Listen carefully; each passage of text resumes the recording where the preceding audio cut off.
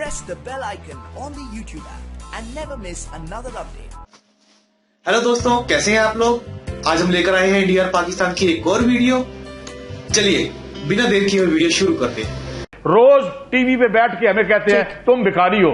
India के पास $560 billion का foreign exchange reserve क्यों पड़ा है? हमारे हाथ में बेगिंग बाउल जो है किसने पकड़ाया है?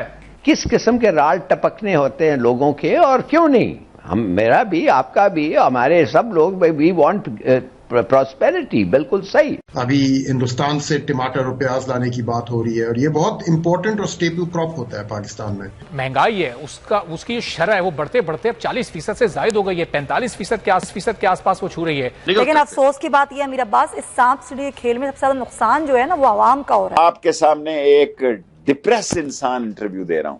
मेरे शहर में कभी ऐसा नहीं हुआ कि लोग दिन के उजाले में, दिन के दिहाड़े लोग टेलीफोन छीन के और पर्स छीन के भाग रहे हो।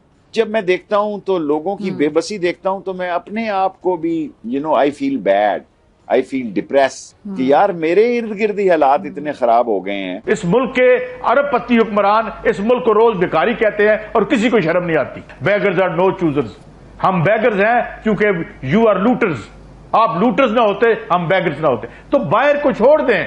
ये अंदर का अजाब है, ये अंदर का घुन है जो लगा हुआ है, ये अंदर का रॉट है, ये अंदर का गला सड़ा आपकी टॉप है, जिसकी वजह से सारा मुल्क, सारा जिस्म, जिस तरह दिमाग खराब हो जाए तो जिस्म ठीक नहीं रह सकता। टॉप का गंध है जो पांव तक जा रहा है, और जब तक ये दुरुस्त नहीं होता कुछ दुरुस्त नहीं होगा। हमें ये नहीं पता कि इंटरनेशनली हम पाकिस्तान का क्या इमेज उजागर कर रहे हैं। हमारी जो चीजें हैं या हम सिक्योरिटी के ऊपर जो बात कर रहे हैं वो कितनी जरूरी है, बावजूद इसके हम जानते हुए कि हमें सियासतदान हमारे कुछ नहीं कर रहे। ये एक हम अपना मजाक खुद उड़ाते हैं।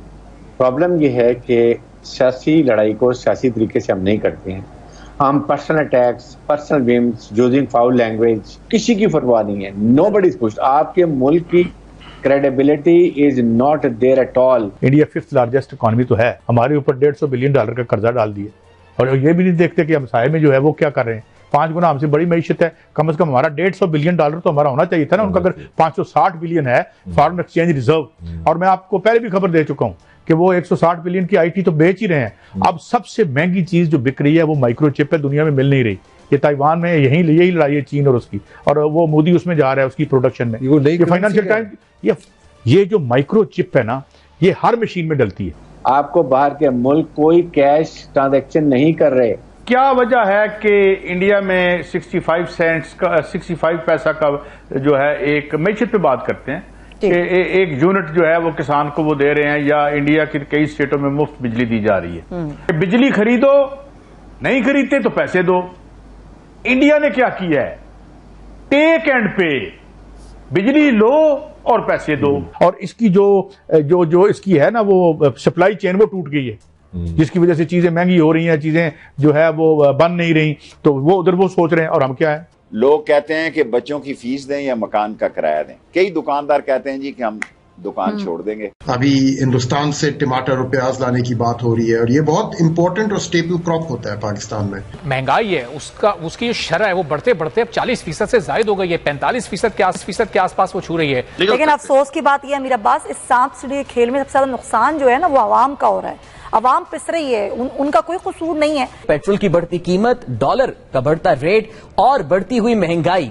अवाम ये सवाल करते हैं कि आखिर वो कौन से मुश्किल फैसले हैं और कब तक इन मुश्किल फैसलों के असरात अवाम को अपनी जिंदगी में देखने को मिलेंगे। आने वाले दिनों में अवाम को मजीद कितनी महंगाई के लिए तैयार रहना होगा? आई थिंक अभी कहना मुश्किल है एग्जैक्ट अमाउंट। अलबत्ता अभी डॉलर से ज्यादा जो चीज महंगाई को फीड करेगी वो सैलाबी जो असरात है, क्योंकि काफी जो क्रॉप डैमेज हुआ है उसकी वजह से हमने देखा है ऑलरेडी प्याज और टमाटर की कीमतों में बहुत बड़ा इम्पैक्ट आया था सैलाब के फौरन बाद। उजाले में दिन के दिहाड़े लोग टेलीफोन छीन के और पर्स छीन के। मैं वहां 16 दफा वजीर रहा हूं, मेरे लिए बड़ी बेइज्जती की बात है, लेकिन हालात ऐसे हैं। मुफ्ता साहब टीवी पे मत रोएं, टीवी पे मत रोएं। और IMF का प्रोग्राम होने के बावजूद भी आपने क्या तलवार चलाई है? कौम को बताएं।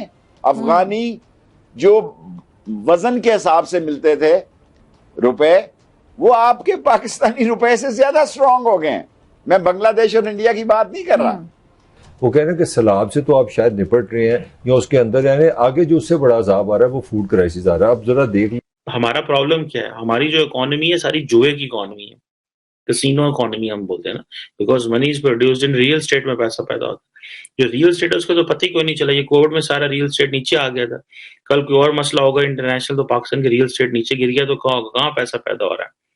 तो पैसे तो मांग रहे हैं, वो क्लाइमेट जस्टिस के पैसे तो मांग रहे हैं। वो तो देंगे, वो तो कह रहे हैं ना, वो तो मुसलसल कहते हैं कि दुनिया जो है वो तो कहते हैं कि हमें नोट दिखाओ हमारा मूड बने, बड़े देर से कह रहे हैं वो। साहब ये बताएं कि पाकिस्तान के फॉरेन ऑफिस ने आज एक स्टेटमेंट जारी की है, फॉरेन ऑफिस के जो स्पोक्स पर्सन है उन्होंने कहा है कि जो इंडिया है वो पाकिस्तान और अमेरिका के ताल्लुकात में जो वो है वो कमेंट्स करना जो है वो बंद करे।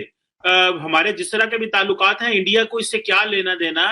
आप क्या समझते हैं कि पाकिस्तान का फॉरेन ऑफिस ये समझता है कि अगर इंडिया अमेरिका पे प्रेशर डालेगा तो शायद अमेरिका कोई बात सुने? एक बात।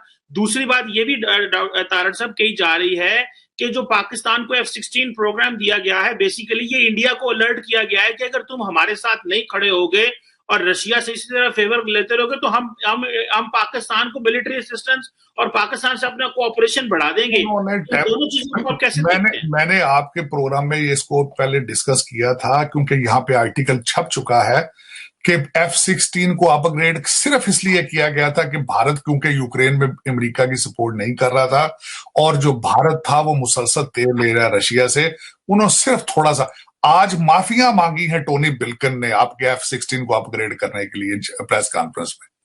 जब सवाल किया गया इन्होंने रिटर्न लिख के उनको बताया है और खुदा दा नाजे हमने कोई भी ऐसे नई शुरली नहीं दी पाकिस्तान को, वो तो टूटे फूटे खलोते जे F-16 होना दे असा टायरा जो वहां पर ही सिर्फ असा उन्होंने कोई नवी शह नहीं दी, उन्होंने कोल तो सिर्फ छुरियां चाकू जे उन्होंने तो दसिया अज बेचारे मिन्नतां तरले कर रहे अमेरिकन। उसकी वजह ये ना वो कस्टमर ने हजूर सबसे बड़ी आपने सेगमेंट कर दिया है कि अगला I-14 जो है want be made in China, will be made in India. अब मैं दूसरी बात बताना चाह रहा हूं आपको, फार्मास्यूटिकल में मोनोपोली इंडिया की, आईटी में मोनोपोली उनकी, और आगे क्या हो रहा है कि चाइना की दुश्मनी में इस वक्त क्योंकि यहां आके बैठ गए अगले उनके नर्व सिस्टम पे छा रहे हैं। अब मैं बताना चाहता हूं नर्व सिस्टम में किस तरह छा रहे हैं। हर बड़ी कॉर्पोरेशन का सीईओ इंडियन डिसेंट का है, वो सारा कुछ चाइना से निकाल के भारत में लेके जा रहे हैं। आज मैं रिसेंट बताना चाहता हूं आपको एक और खबर कि एक बहुत बड़ा मंदिर सऊदी अरेबिया के अंदर बिल्ट हो रहा है। हाँ जी। और दूसरा सबसे बड़ी बात यह है कि सऊदी अरेबिया भी जो है वो भारत के साथ ख्वाहिश रखता है ट्रेड की और अपने ट्रेड रिलेशनशिप को इंप्रूव करने की। और मैं सबसे बड़ी बात आपको आज तक जब भी बुरे हालात हुए हैं रेस्क्यू तो नहीं किया, उन्होंने पैसे दिए कि लंदन में कुछ और ले जाओ, सऊदीज ने दिए हैं आपको, डेफर पेमेंट पर तेल देते रहे। उनका झुकाव भी उधर है, आपके अफगानियों का झुकाव भी उधर है, क्योंकि उसकी वजह यह है कि they have proven themselves as a strong business people. उनकी इकॉनमी देखें ना, उनकी इकॉनमी देखें और आपकी इकॉनमी देखें। आप ये मुझे देखें, आप सैलाब ज़दगान से आपको बू आती है, वो मर रहे हैं डेंगू के साथ, वो वाटर बॉर्न डिजीज के साथ मर रहे हैं, आपको स्मेल आती है उनसे। अर्तुगरुल गाजी वाले सारे आ गए हैं, आपके सारे जो नाचने वाली पार्टियां वो इधर कॉन्सर्ट करके डॉलर बना रहे हैं। मेरे आपके पास जवाब है कि ये दो लोग क्यों आए थे यूनाइटेड नेशंस में at the same time, prime minister and the foreign minister? मेरे ख्याल किसी मुल्क का नहीं आया, सिर्फ आपके आए हैं, क्योंकि जहाज खाली आ रहे हैं, सारे भर के ले चलो।